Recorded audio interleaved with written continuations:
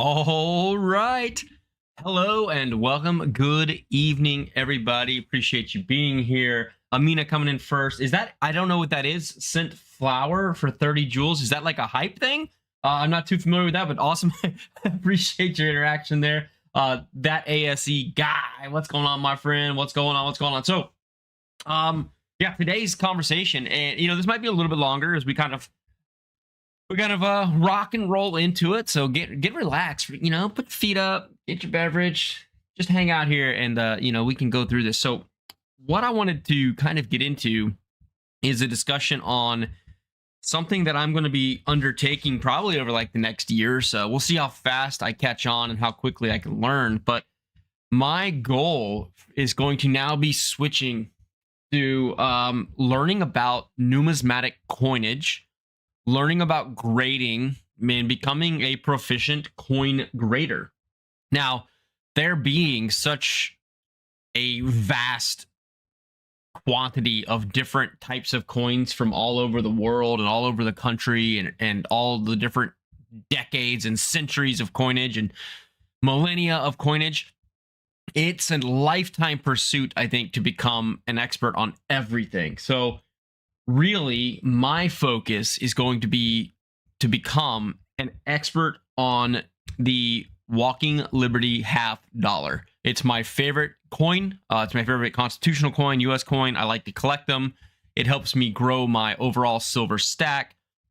I really enjoy and appreciate the design on them. Obviously, the American Silver Eagle adopted the design as well. So what we're going to do is I'm going to do probably quite a few series of this, and hope you guys enjoy it. We're going to still continue to do random silver talk and investing talks, finance talks, stacking talks, I'm still going to be buying generics and American Silver Eagles and gold coins and all that stuff. None of that's going to change.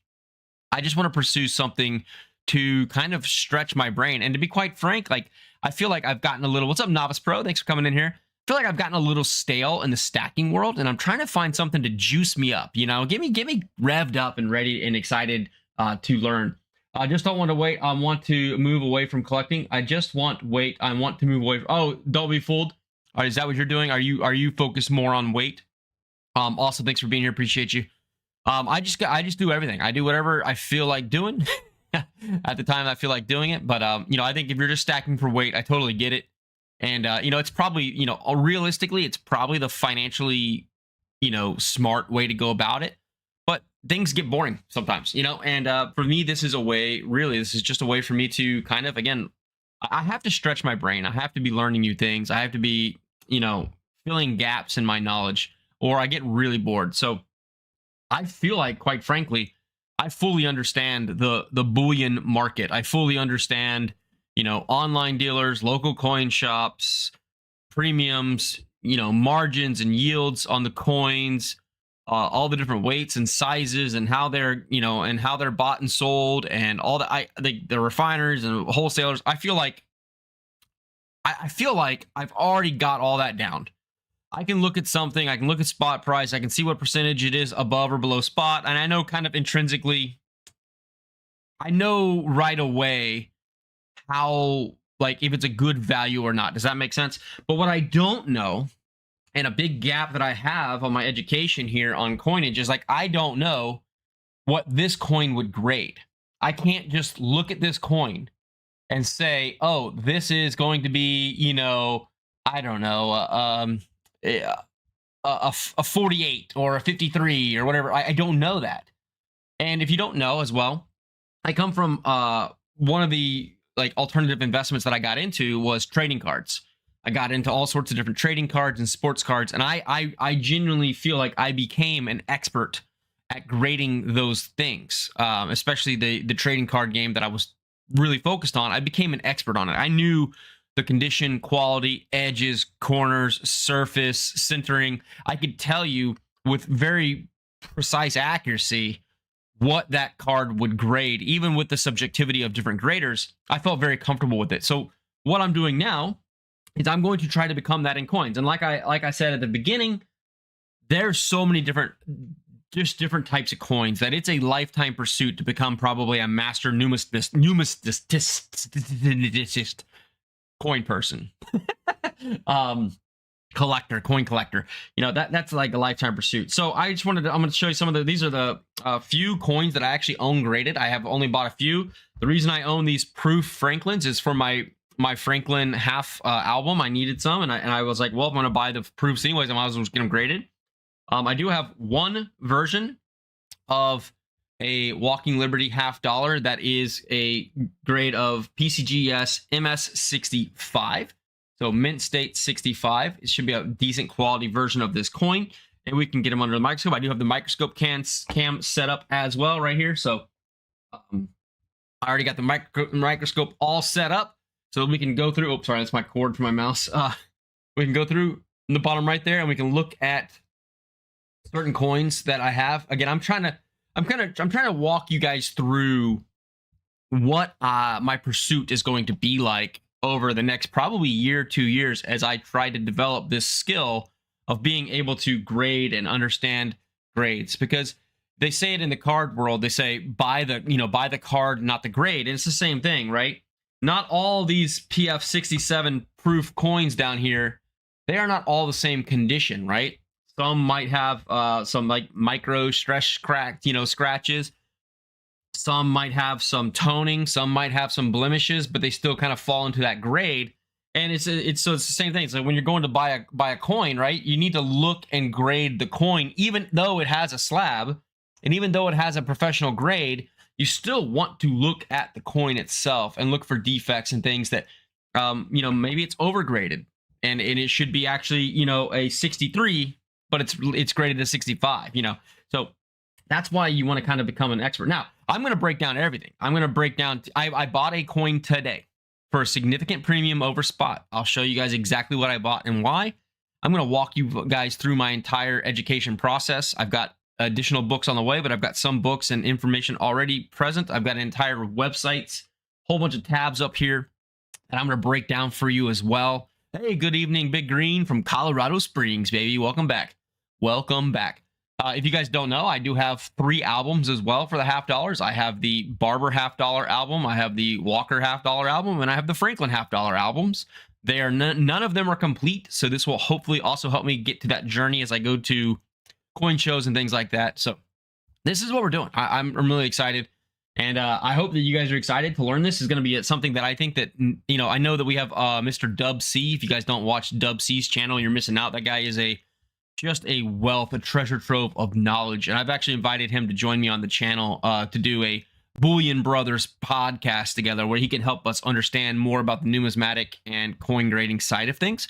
But yeah, I'm going to take you guys through a process today of how I look at population reports, how I validated that the coin that I bought was authentic, how I made the decision of which coin I would buy of all the coins listed, how I valued it. Like, I'm going to walk you guys through all of it. And if you're somebody who's got experience in this field, please feel free to just drop your knowledge in the chat as we go. I'll do my best to read, but I'm obviously not going to catch everything while I'm focused in on the actual, channel and the stream. So here we go. Also, book of the month, if you guys haven't already, if you're interested, is the Game of Life and How to Play It. It's about kind of like spiritual and your belief in God and manifestations of bringing prosperity to your life is what this is about. So anyway, this is what we're going to be reading this month. Check it out as well. Okay, so education. How am I educating myself? Well, I'm going to show you. I got some websites, but the first thing is the Red Book. And I will reference the Red Book in a little bit because the Red Book here, what it has for me is it has all the different grades with an estimated value for that coin. So for instance, a 1916, right? It says there's only 618,000 ever minted. I know you guys can't see this, so I'm just gonna read it out for you. I'm gonna be a little alliteration here, right? Yeah. All right. A VG8, which is what we're gonna go through. Oh, you guys can't wait. I got some really good stuff that I'm gonna show y'all today. But anyway, a VG8 is worth about $60. I want you to understand that. So this also, by the way, this book, when it was released in 2025, was valuing silver. Okay. It was valuing silver at $32.50 per ounce. And obviously it's like $77 today. So in your mind, you could probably add $40 to whatever these prices are as just from the intrinsic metal weight value. But anyway, here we go. All right.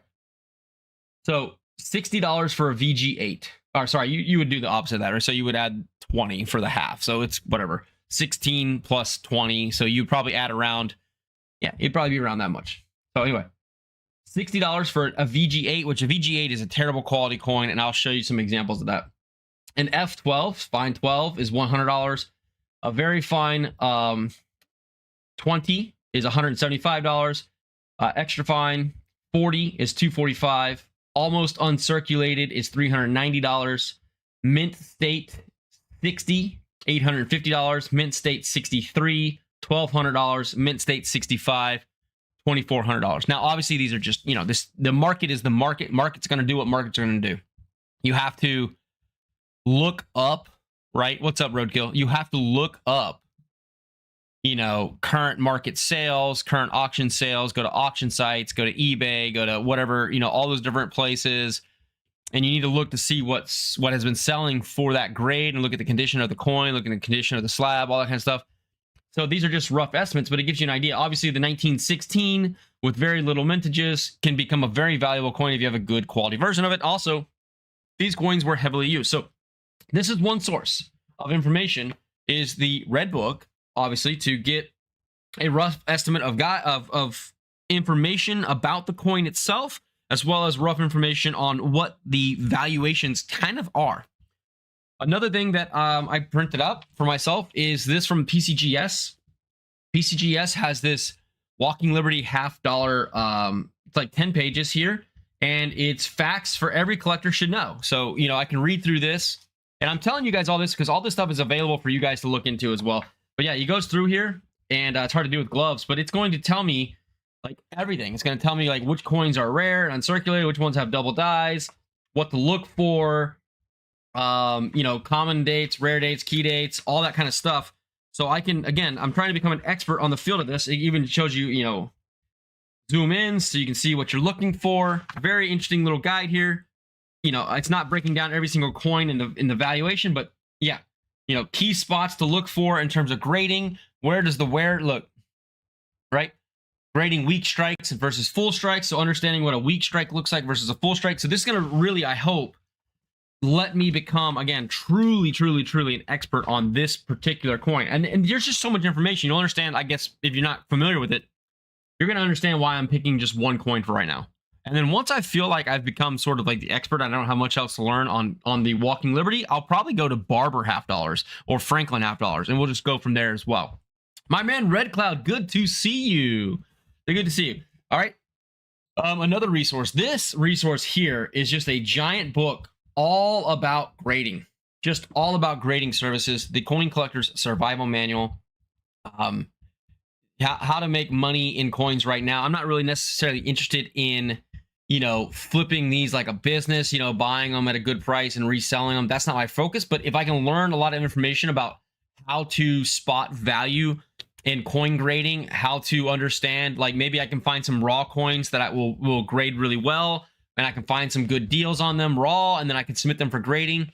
And I didn't mention that earlier, but I am going to be also doing a series where we're going to go through and we're going to look at coins, and we're going to pull out the best versions that we have, and we're going to submit them. We're going to predict what grade we're going to get on them by grading them ourselves as a channel together, where we're going to look through the microscopes and we're going to really dig into these coins. We're going to try to make a determination on what we think these grades are going to be. We're going to submit them, and then when I get them back, we will break it out and we will go through and say, like, we'll go through our spreadsheet and say, how close were we on determining the correct grade? And we're going to use that as like training a muscle, right? Working out. We're going to hopefully try, like, over time, over 2, 3, 4, 5 times of submitting coins, maybe we start getting closer and closer and closer to getting the correct grading. And then we can start to feel more confident that when we find or pick a really nice coin from a bin or something, that it has a chance to grade well, right? Give me some emojis in the chat if you guys are feeling what I'm doing, and you understand why I'm doing it, and you think that this is a good direction. I'm going to go in this direction regardless. But I'm just super excited about this. And I'm a passionate person in terms of learning. I love learning. I love reading and learning and all that stuff, and learning new skills. And this is where I'm at right now, man. I'm really excited to hopefully learn this skill and hopefully find, good, valuable coins, which we're going to get into later. But here we go. So we have those 3 resources. Now let's switch over here to this screen. I want to show you some of the other resources that I'm going to be using to get going here. But I hope you guys are enjoying this little conversation. If not, at the very least, I hope that you can sit back and relax and, just have fun with what we're doing. Okay. Gold and silver, if you don't know, really did. Hey, appreciate the emojis there, guys. Thank you. All right. So we are still connected to the channel. Okay, we're good. Silver Serpents is here to help sing us some new songs. No. All right. Silver and gold had a nice silver and gold. They had a really nice day. They popped quite a bit. We're up to $77.27 on silver, 4692.80 on gold. I think we breached 4,700 for a second on gold there. So silver sleuths, exactly, TFT. We are going through it, man. If you guys missed the first part of the video, I kind of laid out my entire plan for what we're going to do, but now we're going to execute that plan. I went over some of the resources that I'm using to learn, but the goal here is to become an expert numismatist with the Walking Liberty $50. That's really my goal over the next couple years here. All right.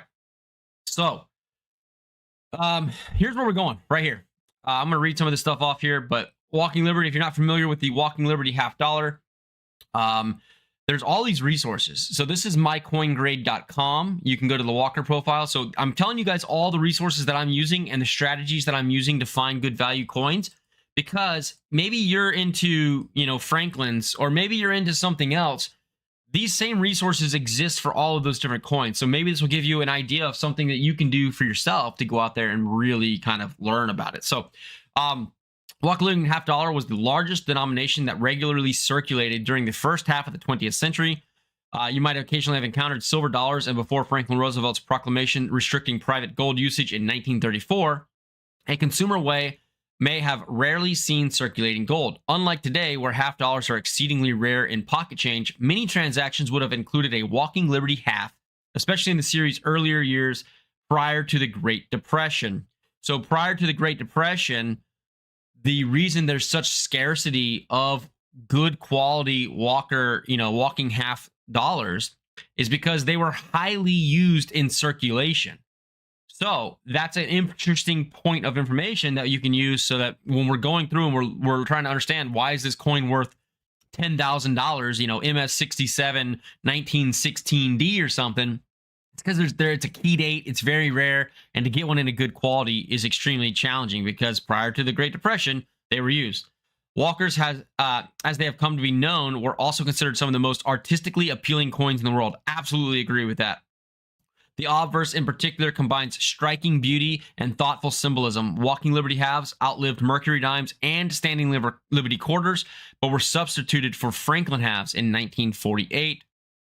As with other 90% circulating silver coins. Walking Liberty halves contain 90% silver and 10% copper. The weight 12.15 grams and 0.36169 troy ounces per coin. So the way I do it is I take the face value, like if it's 52x face, obviously you can just divide that in two, right? And that's how you know how much kind of roughly the coinage is worth. They are well over 1 inch. Yeah, beautiful size. Key dates. I'm not going to go through here a lot, but let's go. To employ upon collecting walkers is a story of two halves. All the dates minted after the Great Depression are common dates, and nearly all of those minted before are in short supply. So you can really have a big cutoff at the Great Depression. Putting together a completed set in a grade of fine or higher is reserved for advanced collectors, because the semi-keys are all condition rarities. Unfortunately, well-worn coins hardly approach the attraction this coin has to offer. Collectors are thus left with the tough choice between sacrificing quality, so getting a lower graded coin or a lower quality version of your coin for your album, or extending their coin budget, aka the nicer quality ones are going to run a pretty penny, right? Some dates show softly struck details at the high points, but this is only mildly distracting. The vast majority of coins are sufficient to capture the essence of the design. Inauthentic coins do come to the market occasionally. Most of these are crude copies or legitimate mint products with an added mint mark. A number of low-grade 1921 S coins with a removed mint mark to appear as a 1921 P exist as well. All attempts to produce high-grade fakes have been easy to spot. So here's another cool thing about this page here. So right here, there's these boxes, right? So it says primary obverse devices. So this is what you're looking for on the obverse. The obverse of the Walking Liberty $half portrays the personification of liberty walking with a determined gait. Her right arm is outstretched and she bears a resolute countenance across her face as if to calmly beckon to American citizens. A waving flag of the United States appears to make up the upper portions of her flowing dress. She wears sandals on her feet and a Phrygian cap on her head. The latter is a symbol synonymous with the concept of liberty, having been used in both the American and French revolutions, right? So if I click on this box right here, what it does is, this is pretty cool. It highlights the coin to show me the parts of the coin that it's discussing. So it's saying that this looks like she's wearing an American flag dress, because you can see like the stars up top here. You can see the stripes, right? You can see the solid stripes, the grooved stripes. On her dress, the frigging cap up top here, right? Really cool. So I thought this was a really neat website, and I wanted to bring it to y'all's attention because not only does it give you very good information about the coin and what you're looking for, it also highlights it for you so you know exactly where, like the older coins have it on the obverse, the mint mark, and the reverse. So like there's double spots, so it tells you all. It's really cool. I thought this was really nice. So primary reverse devices, same thing.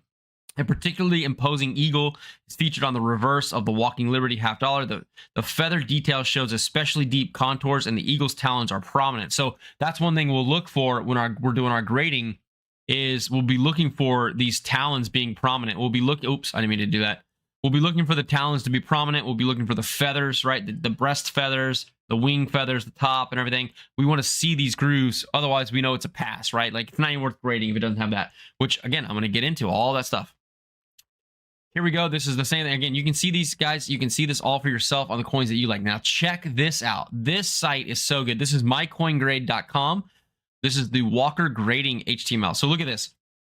I can go through this and I can click on every single grade, and it shows me a version of that grade from PCGS. How cool is this, guys? So what we can do is I can very quickly probably start to learn which details get us into the grading scale. So Phrygian, yeah. yeah, Kalilo. All right, so like you can see the difference. Like there's 35 to 30 to 35. Like right here on the chest, which is the most like exposed part of the obverse, when you start to see the gown gaps and stuff disappear, you start to see like the breast disappear.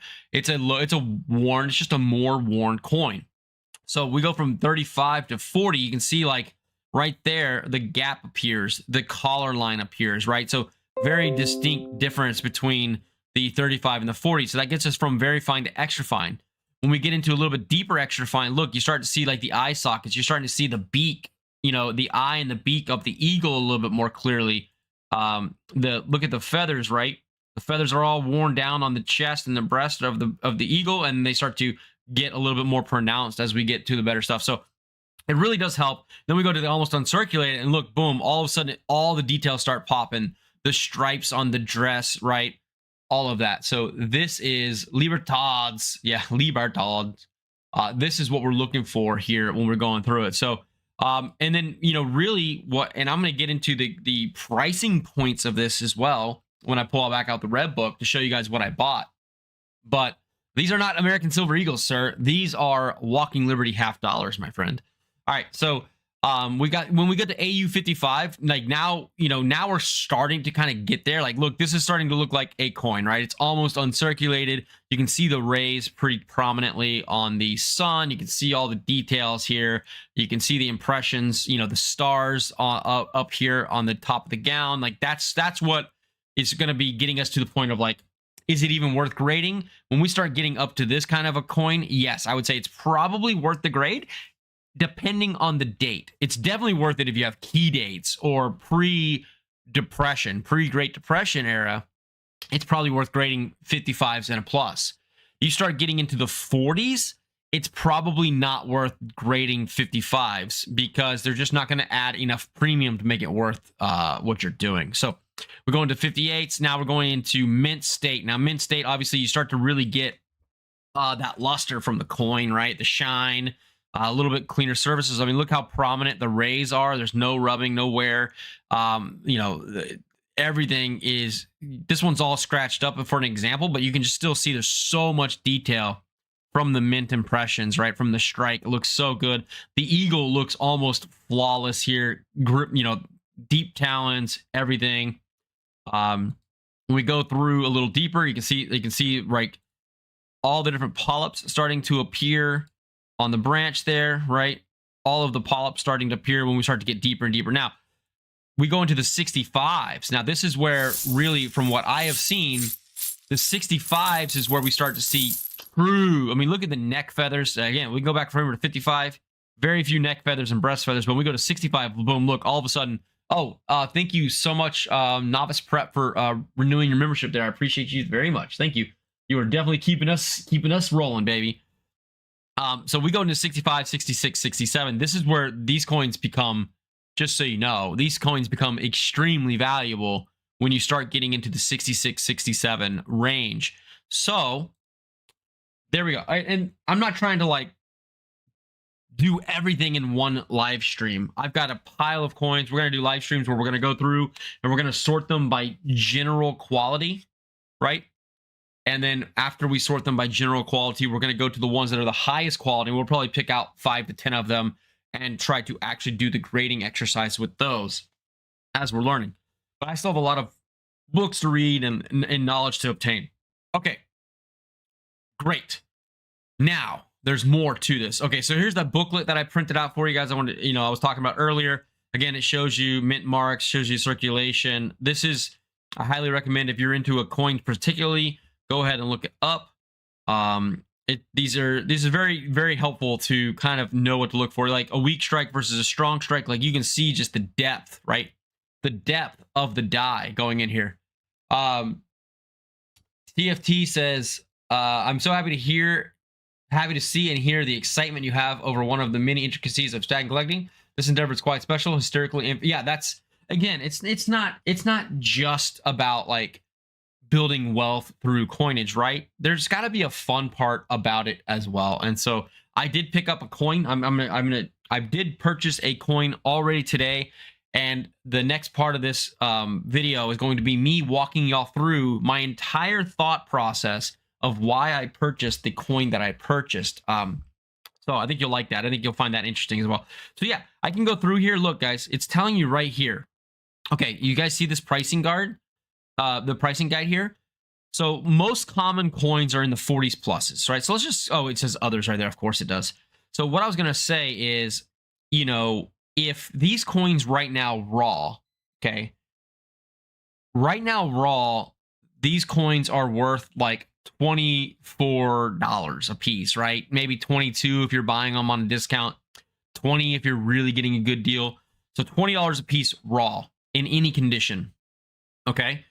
Now, what this is saying is that if you get into the uncirculated, which is the stuff that we looked at earlier, right here, right? So almost uncirculated. This is that range that they're talking about here. Not just mint state, but uncirculated. So if you get into that, where was this? Sorry, I lost my stop. When we start getting into the uncirculated stuff above the extra fine, look at the price jumps on these. And these are even the 30s and plus. So some of these are lower mintages, but like even if you take, you know, something that right here, 1936S with almost 4 million mintages, okay? When you start getting into uncirculated, they're estimating that this coin is worth $100 or more.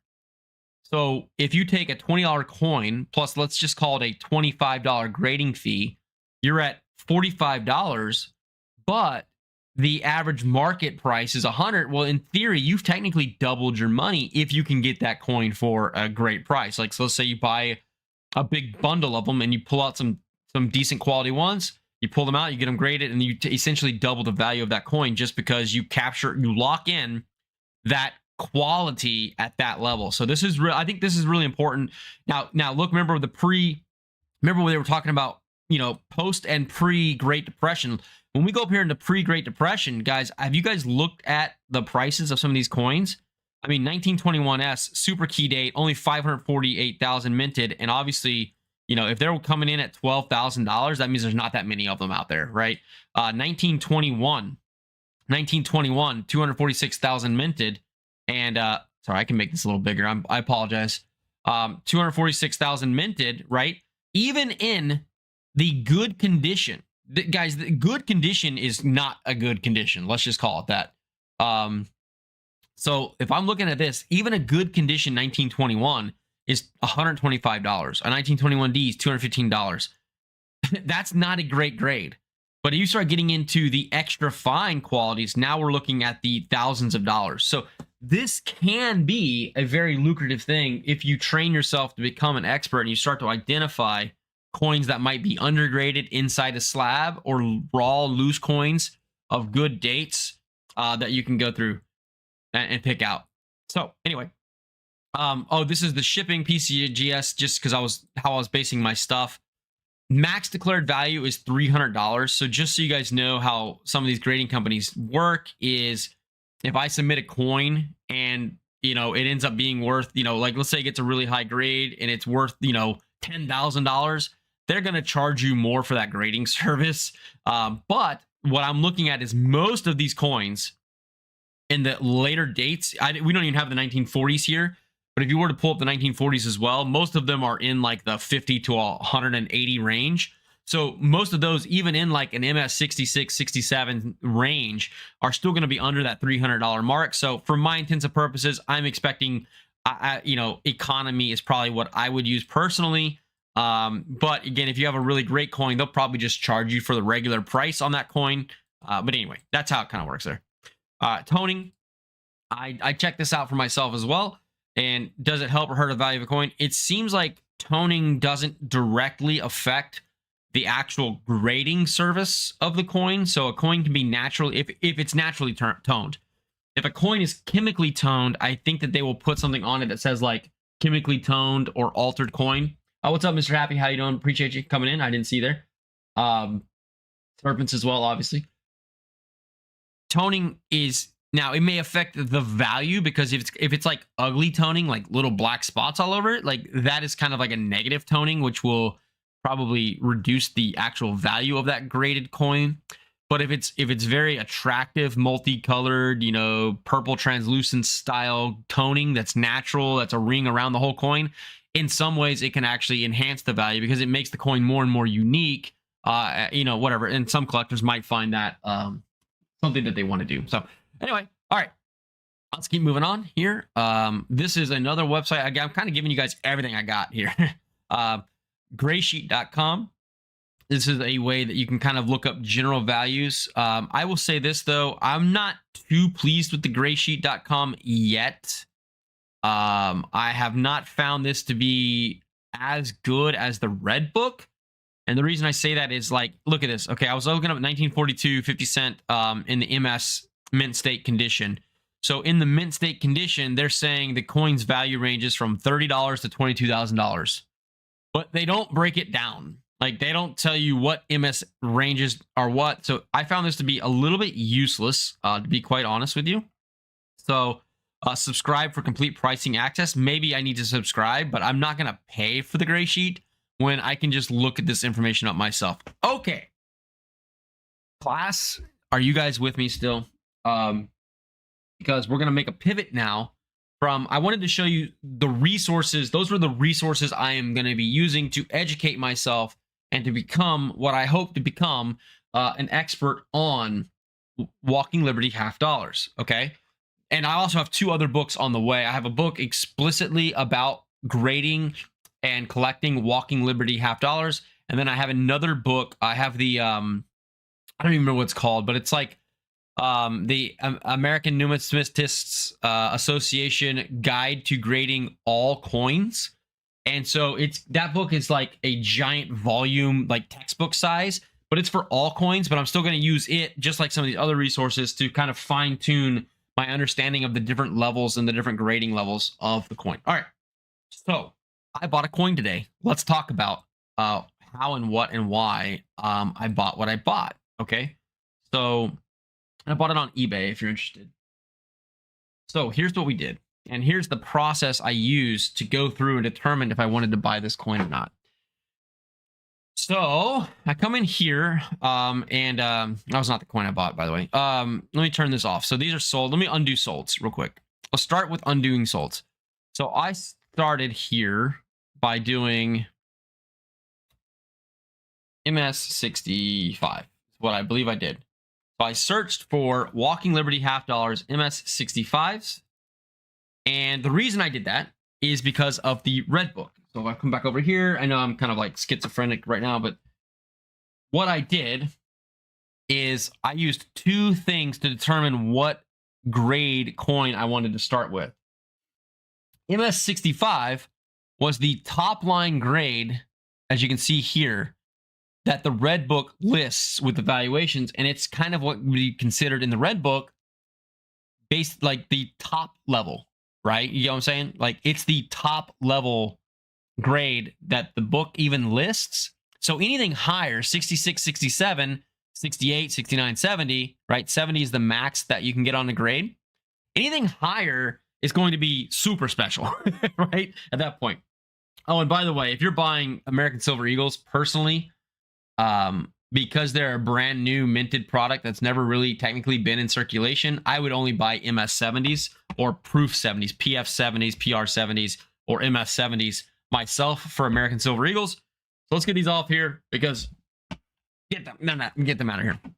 I think anything else under a 70 for a new bullion product is going to be basically no premium added, just raw value. So if you're buying them at raw, who cares? But I wouldn't pay a premium on anything under an MS70. All right, anyway.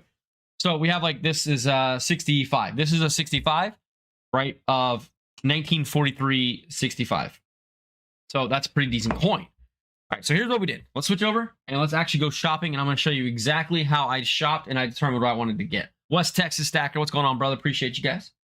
Yeah, hit the like if you're enjoying this. Again, this is going to be a lot. We're going to be doing a little bit of content about practicing and learning grading while also talking about, just stacking and finance. So here's what I'm going through. First thing, right? First thing first.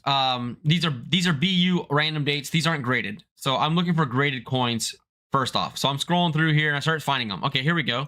Here's a 1941P for $130 with shipping, right? So kind of what I would do is I would just like right click it and I'd open it in a new tab, anything that I was interested in. So I go through here and I'm shopping for these. Okay, here's one 1945S for $140, MS65. So how do I know if it's going to be a good deal or not? That's really the core question. So I started right here with that red book that I showed you guys earlier. Oh, did I not switch the screen? Sorry. I started with this red book. And when I went through the red book, I could see the prices. But then there's also this, which I showed you guys earlier, but I didn't really talk about it. It is here. This looks a little bit complex, but let me explain what this shows you. Okay, let me go back up to the top. This page is Walking Liberty $50, okay? And it's showing you the quantity of PCGS population reports for every single grade. And if I really want to get even more detailed, I can even break it down into the lower grades. And I can see how many of these have ever been graded from PCGS in what condition. So if I go back to comprehensive, it shows all of them. That's what we're going to look at for now. What I'm looking at is over here on the right. And I'm trying to, if you guys don't know what I'm doing, you're not following, just bear with me. I'll try to keep explaining it. But the red book and the gray sheet, I don't know, West Texas, if there is a difference in the valuation of the coins from the gray sheet to the red book. And I think the issue with both of them is that they are typically instantly outdated as soon as the book is printed because of the rate of change of, futures prices right now. I don't know that either book is a good determinant of value, but it can show you the differences in values, and that's what I'm using it for. So right here, if I'm looking through here, we already know the 1960s and stuff are super rare, so there'll be very few of them. But look at this, guys. This is the quantity of coins graded in this condition. So the 1916 Philadelphia, there is only 9 of them from PCGS graded in the MS67 and only 1 at MS67 plus. You guys understand that that coin is going to be extremely valuable, right? Like it's going to be probably thousands, if not tens of thousands of dollars for one of these. Notice that there are 0 graded in the 68, 69, or 70 level because these coins were used as money. They were highly circulated. They were beat up. They were torn up. So nobody was at the time in 1916, nobody was just thinking, oh, I need to keep one of these in, brilliant uncirculated condition and protect it in some plastic cover, right? Like that wasn't what it was. It was like, this was currency. This was them getting paid their wages and buying food and necessities with it. So they're worn out. You can see that the total number that they've graded was 3,000 of these coins in all conditions. So what I can do is I can go through here and I can kind of find an equilibrium. Imagine a graph, right? We go from low down here. We're going low down here. And then we spike up at that. And then we come back down like that. Do you guys see what I'm doing here? Again, I'm just trying to make sure everybody's following because I don't know if this is useful or not, but this is just the way my brain works and looks at it. So when I look at this graph for the 1916 version, I can see that the vast majority of them that were graded are in the the MS64 range. So I would expect MS64 to be the point at which the premiums on the grading start to actually really kind of take off. Because this coin is so old, yes, anything probably here over is probably going to demand quite a premium over spot.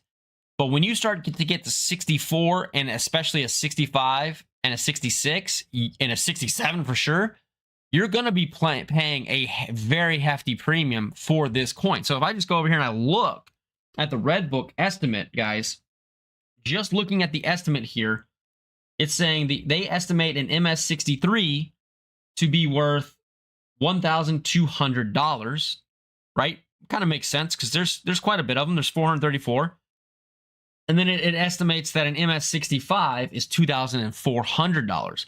Well, there's not that many of them that exist, right? That's one, in this rare coin, which means that the MS66 is probably, if we just double again, we're at 4,800. That probably seems fair, if not more, because as you get to more and more difficult grades on the top end of the scale, it doesn't just kind of like linearly increase the value. It will start to exponentially increase the value.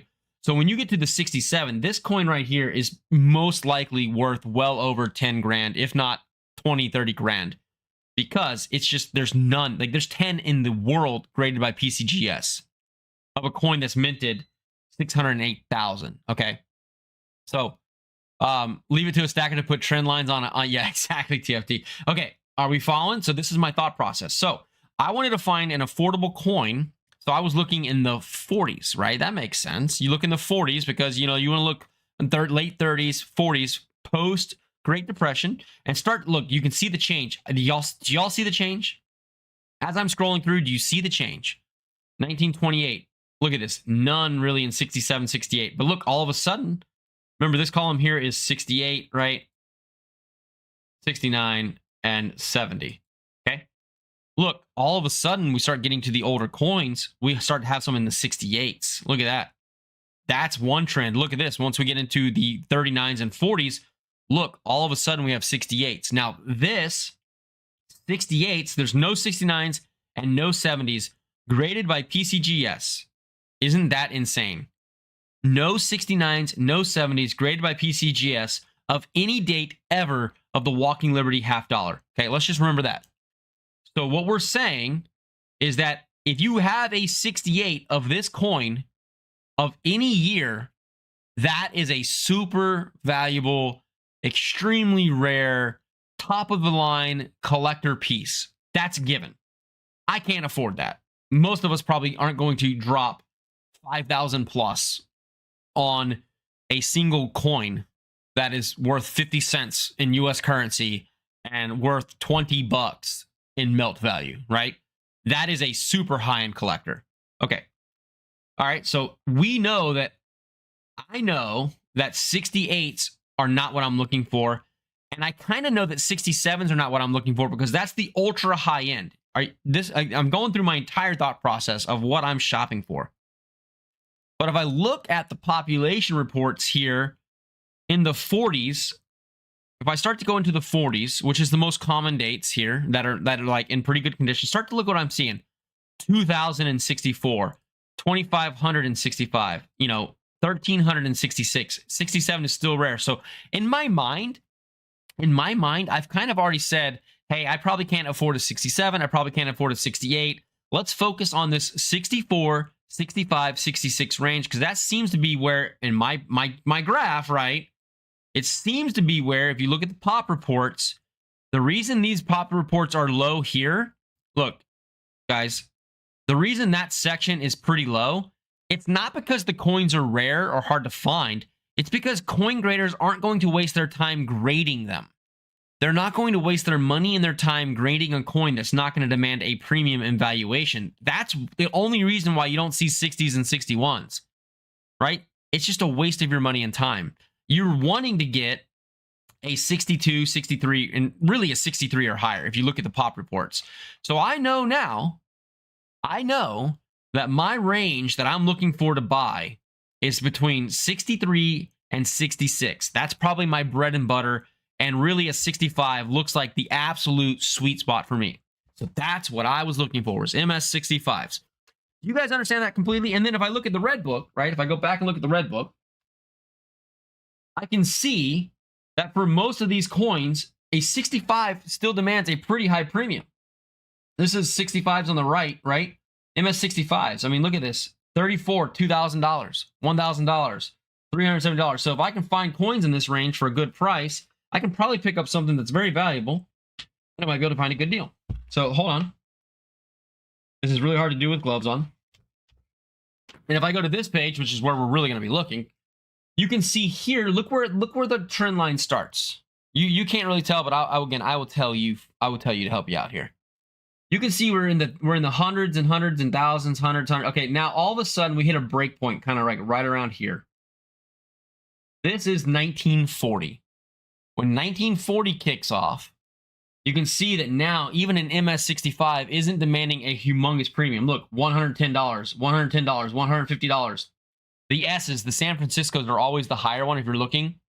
If there was a San Francisco, it's pretty much always the lowest mintage in the 1940 past. So I know, like, right away, like, if this is a $435 coin, yep, it's a 1941 S. Like, it makes sense. So the Philadelphia is the most commonly minted. The Denver will be the second most commonly, and then the Philadelphia will be the least minted coin. That's why you can see these different fluctuations. But anyway, look, 110, 170, 180, 110, 115, 110, 110, 115, 110, 115, 120. The double die reverse is the one that's 2600, but that's really hard to find. So you can see that On the low end, now this was based off of $32 per ounce silver. So let's go ahead and add $20 more to that value. So let's call it 130 is kind of the low end of an MS65. $130 is the low end of an MS65 coin for the Walking Liberty half dollars. Are you guys still with me? I am dropping you everything that I learned in one day, and my goal is to keep this sort of growth and knowledge going for probably a year as I try to become literally the expert on these coins. So we've got pop reports. Population reports are the this is just for PCGS. I didn't look up NGC and all the IGS. I didn't look them all up. I'm just going to do a generality that PCGS probably gets the most, and therefore it's the one I'm going to use. Okay. Now, the shopping. So now I'm going through here. You see these dates: 1941P, MS65, 1945S, MS65. 1945P, MS65, right? So I can start to pull out the coins that I'm interested in, and I can start to see if they're a good deal. So let's do that real quick. 1945 Philadelphia, which means no mint mark, MS65. This person wants $133. Okay, so is that a good deal or not? Is that a fair price? Is that overpriced? Is that underpriced? So what I'm going to look at here is I'm going to go to 1945 Philadelphia. I'm going to look at MS65s, and I'm going to see what this estimates it at. According to this estimate is at the lowest end, the 110. So it's saying that with $32 silver, this coin is worth roughly $1 and $110. So 130 is, and if I add 20 for the, the fact that silver's at 77 today rather than 32, right? It's up $40. A half dollar's worth half of that, roughly. That's more like 18. But I'm using simple math here. Let's just say that the red book is saying that this coin is around $130. They're selling it for around $133. That's not necessarily a good deal to me, but it's a fair deal. That might be something I consider to pick up if I don't have that particular coin in my collection, or I'll keep waiting until I find a better deal. Now, that's how I shopped. How do you tell? Let's look at sold items. If I look at the same listing, but I look at sold, let's go through this, guys. 1938 65 sold for $420. These are some really old slabs here too. A 1938, again, 38s and 40s are we said that 40 was where they started to become more common. So having wrong screen. So having a 38 is a little bit more rare. Okay, here we go. Here's a perfect example. Look, guys. 1945P. This is the exact coin. Okay, the exact coin that we just looked at. $145 plus $5. It does say best offer, so that somebody may have made a better offer. We don't know. But let's just say $150. So this one sold for $30 above, or $20 above what that other coin we were looking at sold for. A 1946S. San Francisco's are always a little bit more rare. 144 newer slab as well. I don't know. This is an old PCGS slab as well. I don't know if that matters to you or not, but coin's a coin typically.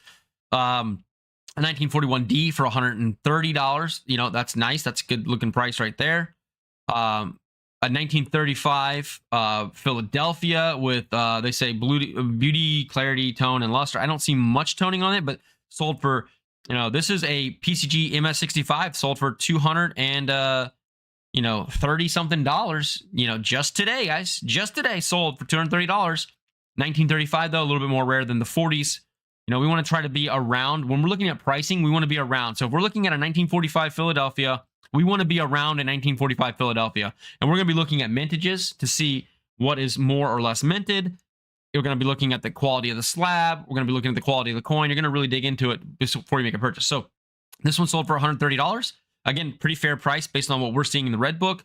Newer slab model, if that matters to you. And also certification number. We're going to get into that as well. Okay, so let me get caught up on what the chat said, and then I'll kind of go in through and I'll show you guys what I actually bought.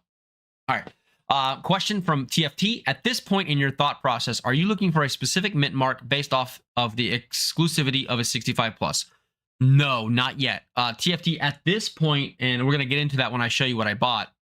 At this point, I am strictly trying to understand how to determine the quality of the coin and how to learn what market prices are a fair price, overpriced, or underpriced. Okay.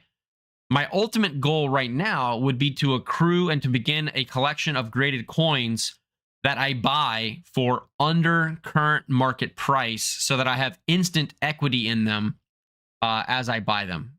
Okay, now that's kind of a catch-22 because if you buy something on a public auction for under the market price, the average market price, you are technically bringing down the price of that item if it's a public sale. You follow that logic, right? Because you're setting a new sale at a lower price, therefore you're technically bringing the price down a little bit for the average price. So there's some complexity when you go into like deeper auctioneering stuff and buying and selling.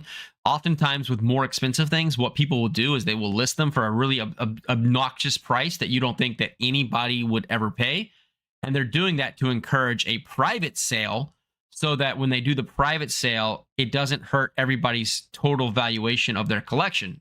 That happens as well in backroom discussions, just so you guys know. So anyway, yeah, it goes deep. It can go real deep with all this stuff. But for right now, I am trying to become an expert on identifying grades, grading, and the only way I can do that is to jump with both feet into this thing. Okay, I jump in, I go buy coins, I grade coins, I will send coins off for grading. I will do my own grading analysis. I will look at coin, like I will do everything I can, right? And the only way to learn for me is to screw up. So I will have to buy a coin that's probably not going to be worth what it's listed at. At some point, I'm going to, right? I'm going to buy a coin for a good value. I'm going to put them all under a microscope, just like right here in the bottom right is my microscope, guys. I'm going to literally do live streams where we put these coins under microscopes to try to understand why one would be a 63 and one would be a 65 after we get them back from grading, to try to understand what we missed if we made a miss, right?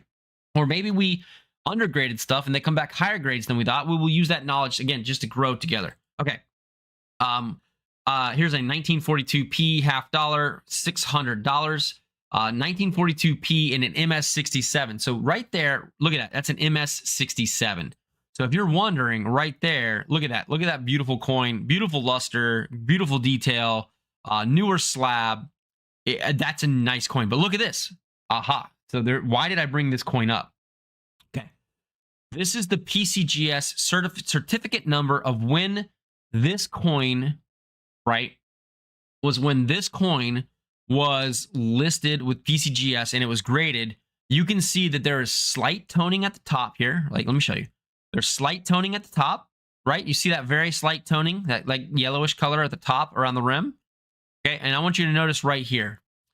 Very lustrous, you know, a little bit of like mint depressions and stuff, but like you see a couple small smudges there, like a small smudge right there in the middle of the screen. You see it? I don't know if you can see it or not. Okay.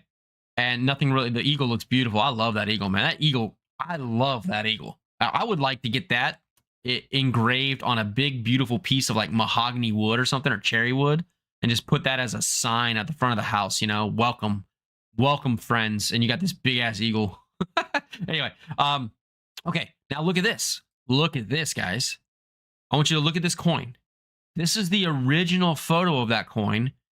And you see the yellow luster on the outside, not the, excuse me, the yellow toning on the outside. I'm getting to a point here. Stick with me. I want you to notice right here, though, right here in the middle, it still looks very luscious. There's a little bit of a spot, though, right there, isn't there? Right next to that dress. There's a little bit of a spot there. Now, look at the current coin. This is why we buy the coin, not the grade. So this is an MS67, but look at the rim all of a sudden. Look at the ugly spotting, the ugly black spotting that's starting up around the rim. Look at the ugly black spotting that's starting in the formerly very lustrous part of this. Look, remember that little spot right there has now become a pretty dark spot. So this is now has, look, even over here, there's a little bit of a dark spot. This coin now has gone from that, the original, and somehow inside this airtight slab has got kind of more defects than you can originally pick up on the original listing.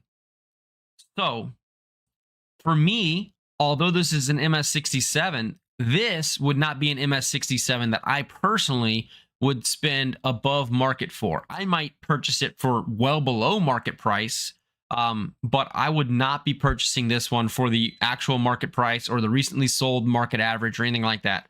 I wanted to use this coin as an example of like, you cannot just look at the title and the price of these auctions. You need to really dig into the coin. go into the descriptions and look at that stuff, you know, like see what they have to say. As shown, as pictured, right? Well, that's fair description, but there's like multiple pictures that show multiple different angles. So what I might do is, if I were interested in this coin, I would probably message them.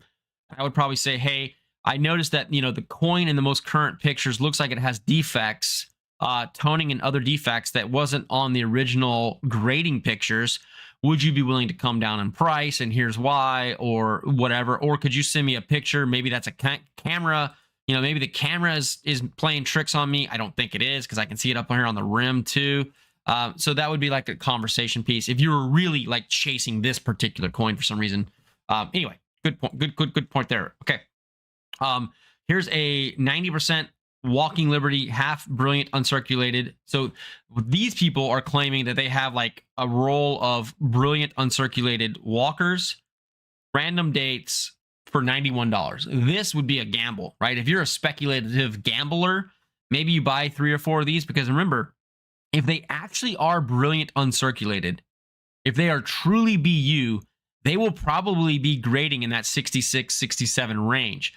I don't think they're going to grade in 68, 69, 70. Why do I not think they're going to grade in 68, 69, 70? Well, because we've looked at the pop reports, and that's extremely rare for all dates. And if these people actually had, if they knew what they had, they would not be sending you something that they thought would be selling, would be grading at a 68. So I'm assuming that all of those are going to be randomly between 60, probably 62 and 66, most likely, maybe 62, 65.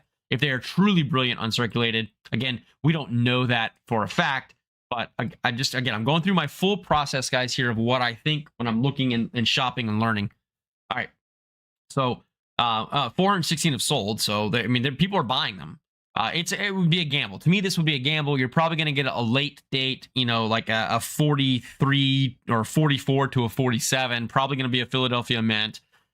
Probably going to be like an average like of 63. And if I look at this, if I go back to my red book here and I look at like a 19, let's say I got a 1944 Philadelphia, there's 28 million minted, and a MS63 warrants a $60 price tag. That's after you get it graded.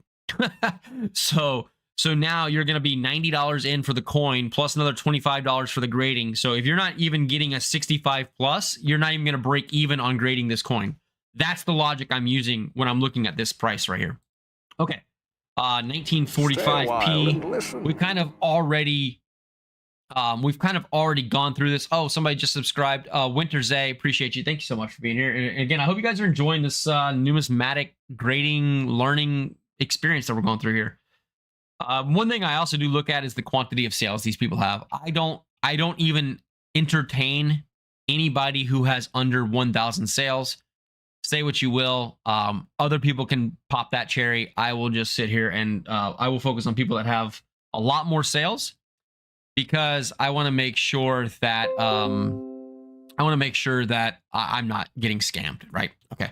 So here's another beautiful coin. I mean, this is a really nice coin, to be honest with you. Looking at this coin, MS65, $120. It's a pretty fair price, actually. You know, $123, 1945p. Again, I would just go back to your pop reports, go back to 1945, find the Philadelphia Mint right here, and this was a 65. So there's 8,000 of them graded. That is the most common. And look, I'm telling you, you can use this to learn a lot. The 1942 Philadelphia has 8,000. There's a 6. So this is the third. Here's a 9,400 for the MS, the 1943, MS65. And then we have ours right here at the 45. So you can see this is, there's another one in 1946. So when there's over like 5,000 of them in that grade just from PCGS, I know that this coin isn't like that rare. So all of a sudden that price becomes a little less good. Even though it's cheap, we know that this is going to be closer to that $100 average value from the red book. And, you know, you're paying a little bit of a premium for it to already be graded. And then you can look at the coin too. Like, it looks like there might be some scratches on it, but it's really hard to tell because these are really bad pictures. That's a really bad picture there. That one's a decent picture where you could probably get into a little bit more detail. Like, that's a pretty nice looking coin, really. But it looks almost like it may be a light strike, because I'm looking at the T. The T is not that pronounced of a strike there. The In God We Trust is okay, but then looking at the skirt here, and just from what we learned earlier today, I don't see really deep grooves in the skirt. So based on these photos, it almost looks like a light strike on this one. So probably not going to demand a higher premium. Therefore, meh, it would keep going on. Okay. All right. I think you guys are understanding where I'm going with this. So you can find good prices, good averages. Now, what did I buy? I don't even remember. Oh, this is what I bought. And let's go through the thought process of, after looking at all of those coins, why did I buy this coin for $130? Okay. So this is a 1941D MS65. Okay. Let's click on it here. Right. Not the greatest images, but I can see what looks like maybe a little bit of toning on the left side, right? A little bit of toning on the left side, top left corner here, right there. I can see what looks like a little bit of like hairline scratches and stuff, possibly over here where that main luster part kind of shines. But what I'm looking at is I see that T. Look at that T difference in that T versus that other T we saw. I see a pretty deep impression on the Liberty. I see about the same here on the stripes on the skirt here. But, you know, you got the stars, you got everything there. You got brilliant rays of the sun.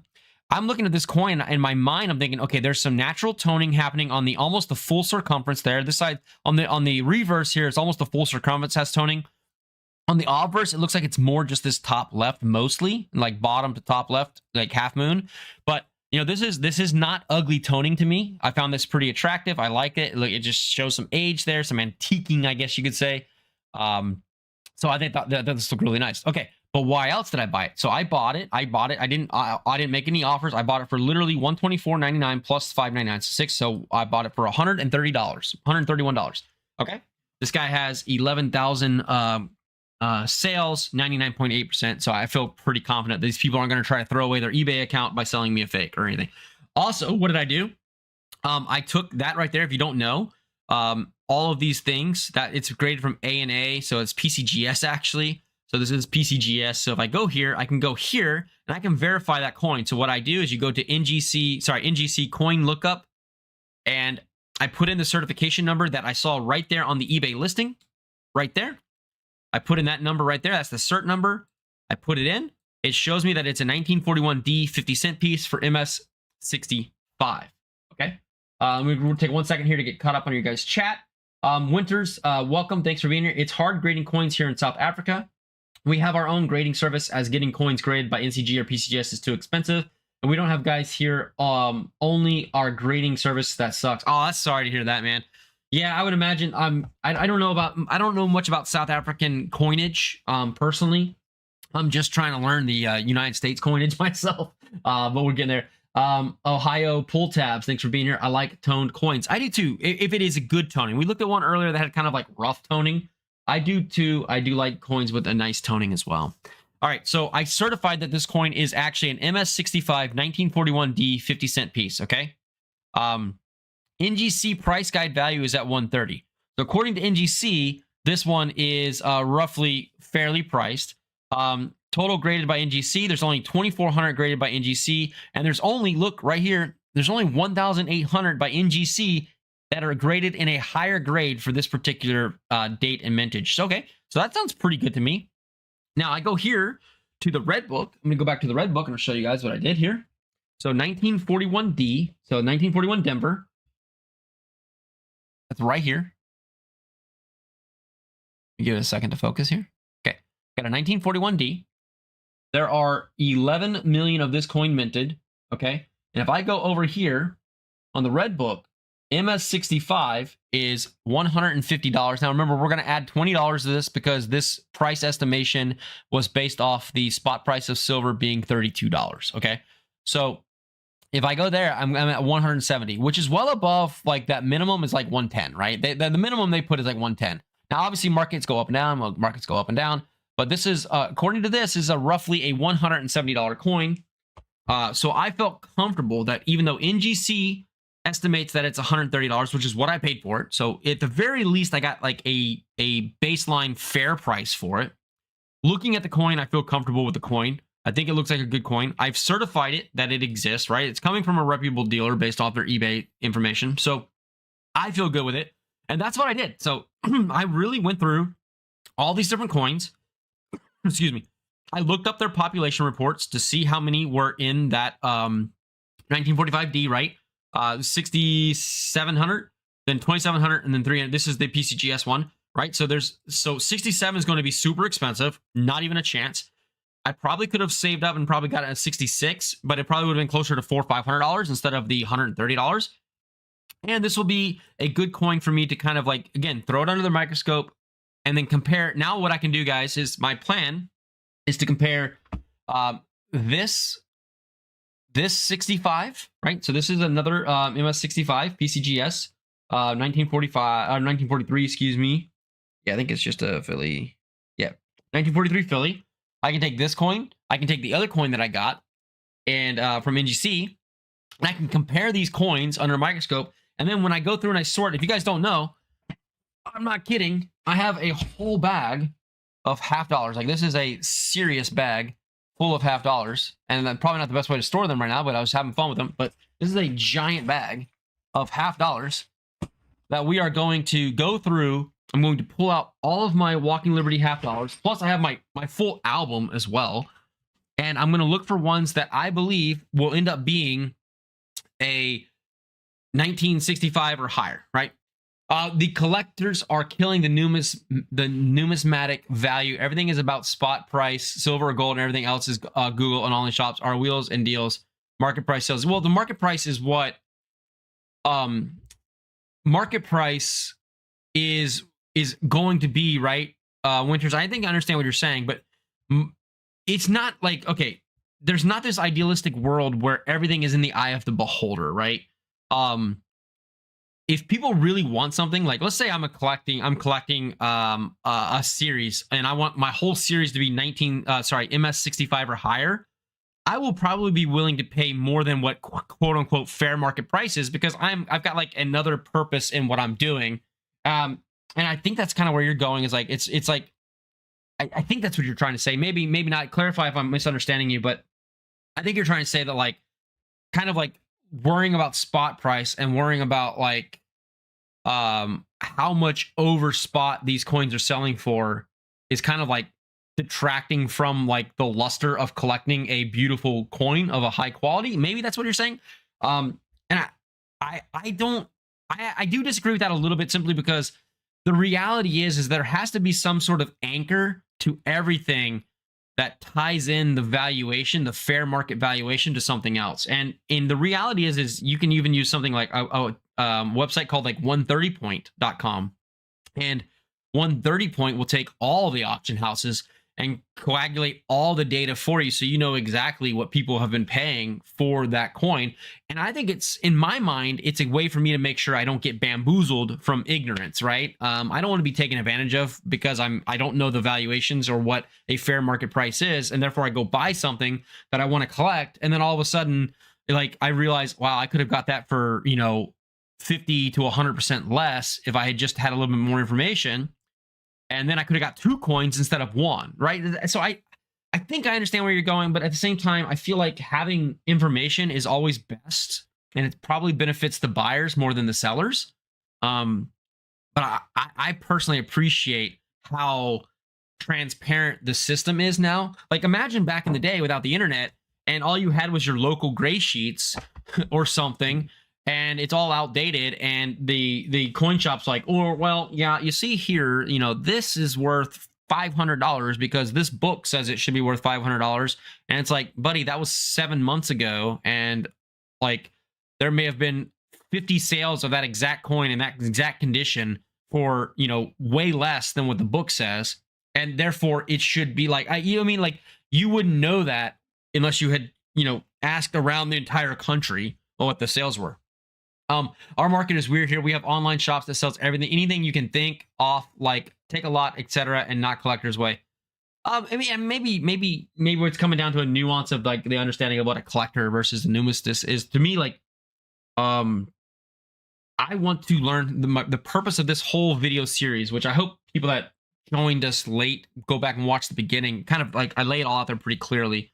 But and I'll probably reiterate it on subsequent live streams just until we kind of beat it into the head of all the new viewers. But I want to become an expert at grading Walking Liberty half dollars.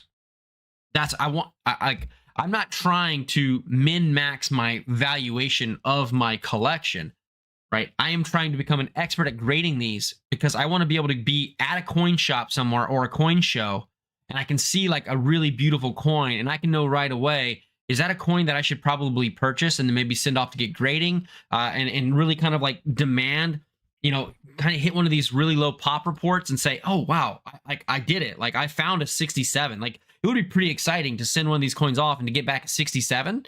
Like they're super rare. So to me, Red Book is, we're all saying the same thing. The Red Book and the gray sheets are kind of useless now. I'm not saying that you should use them for valuation. Like as in like, did I get a good price or not? What you should use for that, I think, are like comparative auction site recent sales, which is what we showed. Again, I don't know who came in late or not, but like I can go right here to sold items and I can look up the exact dates that I want to purchase, and I can see exactly what other people paid. Like this coin's got some pretty cool toning. $110 for an MS65. That's a pretty fair price according to what the estimates are, right? $104 there. 1938's a little bit more rare of a coin, right? So that's why this one fetched a $380 premium. This is a more rare coin, and especially a more rare coin in a good quality. So again, we went through kind of all of this earlier. I mean, 1937S, a key date at a 65, coming up for $1,000. And this is sold listings, guys. This isn't, this isn't Fugazi, right? These are sold listings. You can see right away what people are willing to pay for the things that you're looking at. And you can kind of just compare, like look at the mintages, look at the scarcity, learn more about them, and compare it. Now, some of these coins also, look at this. Like, I'll be honest with you, there's zero chance I would take a chance. I'm not, gosh darn it. You guys got to tell me when I'm not showing my screen. Sorry. I was looking at this screen right here. I was actually showing the recent sales and the prices, but there's zero chance that this would be me buying this coin. They could offer this coin for $70 and I wouldn't buy it. Hey, what's up, Jamie? How you doing? Because there's only 7 sales on this guy. So how do I know, like, I'm not going to get scammed? How do I know this guy didn't, go, I'm just, it's not for me. What's up, Dallas, there, by the way? Thanks. Appreciate you popping in here, buddy. Okay. So I do think that, like, again, I think this is the way to go. This one looks like a great pickup here. 1943 MS65, got it for $100 pretty much, by getting a good bid. Yeah, exactly, Winters. Low mintages of certain years and some errors do add value. Absolutely. And so that's what, when I was saying I'm using the Red Book, what I'm using it for, right? What I'm using this for is it's just telling me a trend, right? Like I can understand like which mintages are key dates, right? Which mint marks are more rare, how many of each coin was minted. I can see the graph showing the change in price. So I will know right away if this coin is more or less rare than another coin in the same grade. That's what I'm using it for. I'm not using it to necessarily be like, oh, this says 110. I should never pay 110 or more on this coin. No. And that, in terms of like if it's a fair value or not, I look at recent sale prices and I will combine all of that information into one decision. So anyway, that's what I'm trying to get at. So it's still, again, this isn't the Bible. This isn't telling you how to purchase collector coins. This is giving you sort of one key data point to consider for what coins you're probably chasing or not chasing, or if you should pass on a deal or not. But again, all that is being said is I just purchased that coin not because I'm trying to get great value out of it.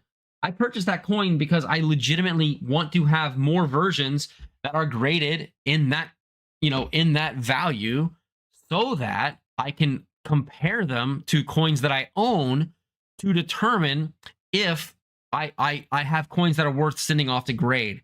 And then so probably what we'll do on the next live stream, if you guys appreciate all you guys that are being here. If you haven't clicked subscribe and like, I do appreciate if you would. I talk about this, and we talk about this, and finance, and money, and stacking, and bullion, and all that stuff too. Gold as well. But I just wanted to kind of kick off my journey, and I am completely ignorant of this stuff, guys. This is my first day digging into all this.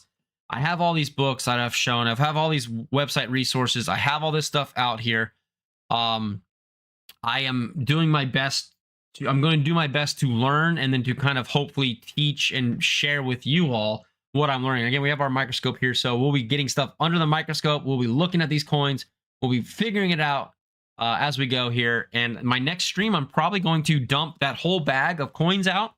I'm going to pull out all of my Walking Liberty half dollars, and we will probably start to sort them between like good, very fine, extra fine, right?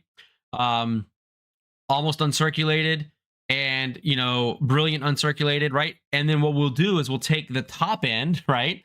I'm not going to grade the goods or the very fines. I'm only going to grade the top end. So we'll take the best coins that we've got, and we'll put each of them under a microscope, and we will try to write out a spreadsheet, and we'll try to say, what do we think this coin is going to grade for? And then we will send all of those off the grade. And then, appreciate it. Thanks, guys. Doing good so far. Thank you, thank you, thank you. And then when we get them back, right, we will compare how we did with our own grading on our own scale, and hopefully keep refining that over time to where we can actually be competent at grading these coins and knowing which ones will fetch which kind of a grade. And that's the journey that I'm trying to go on with you guys. So appreciate you guys very much, man. Yeah, Thousandaire, I love the halves. You guys know I love these halves. We've got the coin dump. The coin dump is right here, man. It is ready to go. This is 500 half dollars. This is not they're not all walkers. This is a combination of Franklin's and Kennedy's and Barbers as well. So first part of this journey, become an expert on Walking Liberties. Once we feel like we've become an expert on Walking Liberties and there's not much else to learn and to understand, we will probably then move into Barbers or Franklin's, and I will keep this journey going, and whatever I love it. I'm having fun with it, and I hope you guys enjoy watching stuff like this as much as I enjoy talking about it.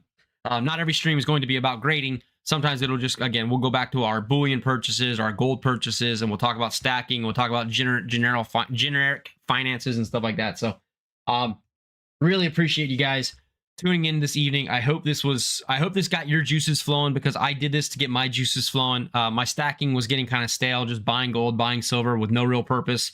And I wanted to find something to really kind of energize myself, to get back to excited about learning and doing something new.